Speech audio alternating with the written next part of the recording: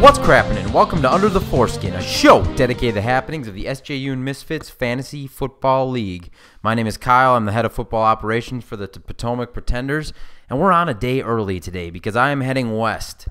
The 3-0 Potomac Pretenders aren't getting a lot of reaction out of their fans, so I'm off to Napa Valley, California to check out a new site for next year's Potomac Pretenders. Who knows what they'll be if we relocate.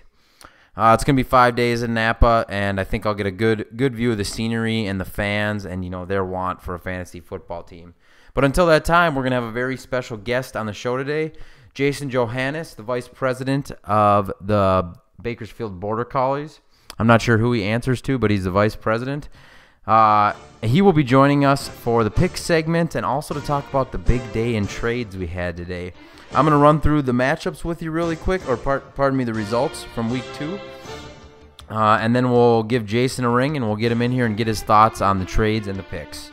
So, week 2, the Sausage Wallets took on the Tallahassee Trouser Snakes in the lowest scoring game of the week. The Sausage Wallets defeated the Snakes 51-91. I think the only real story of this game is Chris Johnson, Tallahassee Trouser Snakes' new running back. He is... talk about a fall from grace. He is bad, really bad, and killing the Trouser Snakes. I think he just had a few points this week. There's 10 quarterbacks in the NFL with more rushing yards than Chris Johnson. Not looking good for the Tallahassee Trouser Snakes marquee back. I'll give him a second marquee back. Frank Gore is off to a solid start. Next up, Poughkeepsie Pandas took on the Chernobyl Tin Whiskers in the Battle of the Beatons. The Poughkeepsie Pandas lost to the Chernobyl Tin Whiskers, and we no longer have a new owner without a win. Mike Vanis, newly married man, is now 1-2, and the Poughkeepsie Pandas slipped to 0-3. Not the start Tyler Wilson was looking for. Torrey Smith breaks out. Obviously, everyone heard about the news with his brother dying the night before.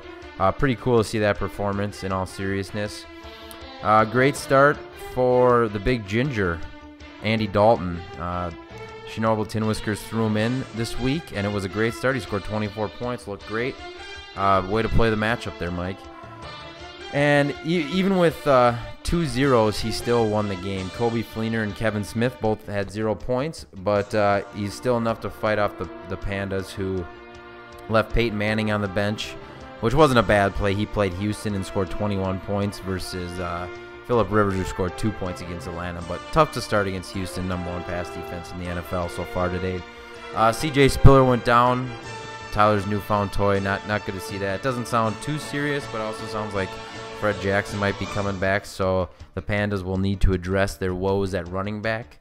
And Ryan Matthews joined the Pandas for the first time. Not a strong start. I guess what do you expect when you sit out the whole preseason and then a couple games and you're Mr. Glass? I mean, he just breaks all the time. I can't believe he didn't get hurt in this game. Next up, Narbonne Butte Pirates took up the Waco Wrinkle Beasts, 113-73. The Butte Pirates won. Andre Brown, freshly acquired, scored 25 points, and Michael Bush, freshly acquired, scored 12 points. So good trades for this week. 2 guys taking advantage of their counterparts being hurt. The Waco Wrinkle Beast got 2 points out of Vinnie Jackson. Like I said, it's going to be a regular occurring thing with Jackson. He hits it big or he does nothing. Mark Ingram, how many times do I have to say this, Joel? 1 point. I throw in somebody else, man. He's just really struggling back there in New Orleans. Duluth Draft Dodgers took on the Flint Tropics, and the Duluth Draft Dodgers went down 74-94. Wide receivers were the key to this game. The Tropics outscored the Dodgers 52-19. And Fitz went from 0 to hero. He scored 18 points this week, and Calvin Johnson finally got on track with the huge games everyone expected and the huge games that Dinger paid for with 23 points. The Bakersfield Border Collies took on the Hollywood Hotties. The Border Collies prevailed. I didn't pick this game right. I'm sorry, Jason. I underestimated. I just can't believe Robert Griffin III, RG3. He's just too hot to trot. He will not quit. And I just keep waiting for one of these weeks for him to fall off. I don't see it happening. He's too good. The Hollywood Hotties, Victor Cruz, who I expected to have a big week. I'll say it when I'm wrong. He didn't have a big week. Some guy by the names of Ramses Barden took all his catches. Witten threw up a donut, and DeMarco Murray has been a little ho-hum for the Hollywood Hotties this year. Newcomers Run DMC and Wes Welker combined for 34 points for the Bakersfield Border Collies. So good work on the trading block there, Jason. The Sioux City Smugglers took on the Crapstone Prairie Dogs in the blowout of the week, 126-85. The headline on this run reads, Sioux City Smugglers beats the pants off the Crapstone Prairie Dogs and moves into first, taking it from my team, the Potomac Pretenders. Jamal Charles goes nuts with 36 points. Newly acquired for him, the rich get richer in Rogers' case. And Big Ben, nice start this week, 31 points. Way to go, Roger. You played that right. Aaron Rodgers and Jordy Nelson, the combo that the Crapstone Prairie Dogs were hoping for. 10 points this week. 1 point for Jordy, 9 for Rodgers. Not looking good on that front. Take a chance on me back. Daryl Richardson, 1 point.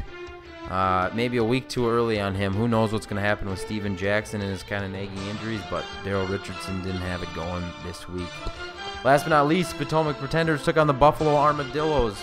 And with 3 wide receivers, starting wide receivers, out due to injury, the Potomac Pretenders prevailed 93-85. MJD, big game, 25 points. Macklin, Garcon, and Nix were out, as I mentioned. But the depth of the Potomac Pretenders held through. Malcolm Floyd did okay. Santonio Holmes had a surprise game with 15 points. And the Buffalo Armadillos made I can't call it a mistake. They started the New England defense against 2 of his Ravens players, which they played on Sunday Night Football, Ray Rice and Dennis Pitta.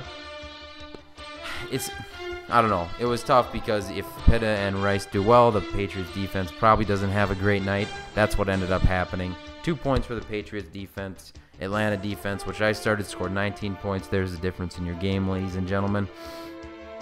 In Jack's defense, not a lot on the waiver wire in terms of defenses and good matchups this week. So can't fault them for that. All right, let's get Jason Johannes on the phone here. We'll dial him up via the we're not sponsored hotline here. Jason, welcome to Under the Foreskin. Oh, thanks for having me. What a treat. We're really excited to have you on here tonight, and we've already ran through the games from last week, so we'll start with the trades of the day. Big day in trades. You yourself dealt Scott Chandler for Daryl Richardson with the Crapstone Prairie Dogs. Kind of take me through your thought process on that. Well, I was like, I got a second tight end. No big deal. Kind of looking for insurance policy when Steven Jackson goes down with a flat tire or helmet-induced concussion for that big melon is. So I figured I'd take a Richardson. I got Goodson and McFadden when he blows the tires, so I figured it was the right end or whatever. When he goes down, I'll just pick one up on the wire. Awesome. You are the master of the handcuff, it's looking like. I also see here you deal D'Angelo Williams for Matt Schaub to the Sioux City Smugglers, who we'll talk about in a moment. What were your thoughts on that? Just strengthening up at running back. D'Angelo obviously had a decent week last week. What were your thoughts on Schaub? He had a big game. Was that a mirage or a trend? Yep. I was pretty much just trying to fill high on Schwab. I mean, he's pretty average, we all know that, and I overpaid for him in the draft. So, I mean, in week 3, I was pretty excited to get rid of him.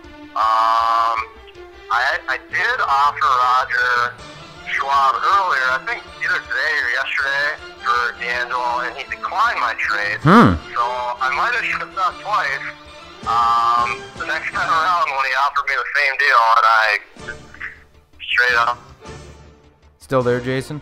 Hello? Still got you? Yep, still here. Oh, thought I dropped you. No, that's all right. That's all right. So the big trade of the day, one which has left a little deep feeling in all of the SJ Misfits' hearts. Aaron Rodgers and Doug Martin were dealt to the Sioux City Smugglers for Matt Schaub, Ben Rathlisberger, Marshawn Lynch, and Richard Mendenhall, making Rodgers' team pretty invincible. Yeah, I feel like I could have stopped that trade. I should have known better. I mean, I know Rodgers hasn't been much out of the gates here, but I'm pretty sure he might drop a 30, maybe even a 40 burger on me this week. So yeah, you know at the end of the day he's going to be a top 5 quarterback in the league, and his slow start against tough matchups. I love Alex Dunn, you know that, but I don't like this side of the deal for him. Oh, I'll agree with you there. I mean, Alex is in a tough place. He's 0-3, his team's struggling, and mean, he's on 3 in a couple of leagues, too, so clearly the kid just can't find a way to win. So, you know, if you got to wholesale your best player, why not? But yeah. I think this week it'll hurt me. It might hurt the league as well. I mean, Rogers, great player. Rogers building a pretty nice team there. Definitely.